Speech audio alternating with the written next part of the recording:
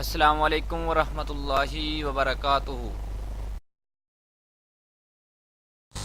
السلام علیکم ورحمۃ اللہ وبرکاتہ۔ محترم ناظرین، میں نے اس سے پچھلے لیکچر میں مرزا قادیانی لعنتی کا انجام بیان کیا تھا، جو بہت ہی بدترین اور برا انجام تھا۔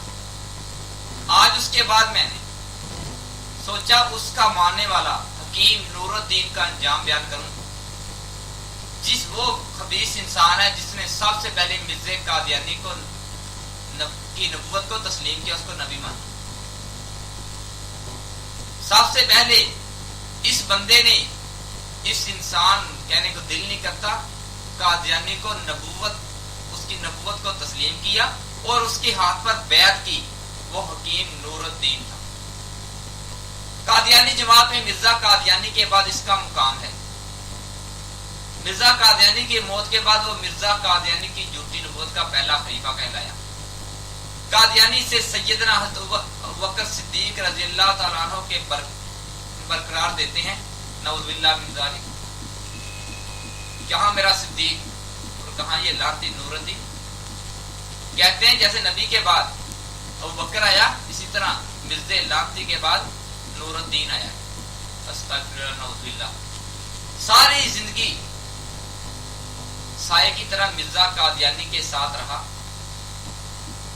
بنسبتی نبوت کی منصوبہ سازی میں پیش رہا۔ ایک دن گھوڑے پر سوار ہو کر کہیں جا رہا تھا کہ گھوڑے کی بھیڑ سے زمین پہ آ گرا، جس سے اس نور الدین حکیم کی ٹانگ ٹوٹ گئی، زخم ٹھیک نہ ہوا، بگڑ کر بیکار ہو کر رہ گئی۔ اسی حالت میں اس کی بیوی اسی کے ساتھ فرار ہو گئی۔ جو نائب خلیفہ تھا نا ان کا، مرزا قادیانی کا، ان کے ماننے والوں کو ایسے ہی ہوتا ہوگا، امید تو ایسے ہی ہے۔ جب وہ بیمار ہوا، بستر پر لیٹا، تو اس کی بیوی کسی اور آوارہ لڑکے کے ساتھ فرار ہو گئی۔ میرا اللہ فیصلہ کرتا ہے۔ ناظرین دیکھو ان کا حال کیا ہوا۔ جوان بیٹے کو بشیر الدین نے قتل کر دیا،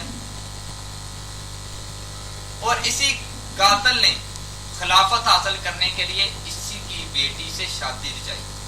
مرزا بشیر الدین نے باقی بیٹوں کو دھکے دے کر جماعت سے نکال دیا۔ آخری وقت میں زبان بند ہو گئی اور چہرہ مسخ ہو گیا۔ اس حالت میں ختم نبوت کا غدار لاتی اس جہاں فانی سے اپنی بقایا سزا پانے کے لیے دار باقی میں پہنچ گیا۔ ناظرین یہ تھا اب تک کا واقعہ۔ انشاءاللہ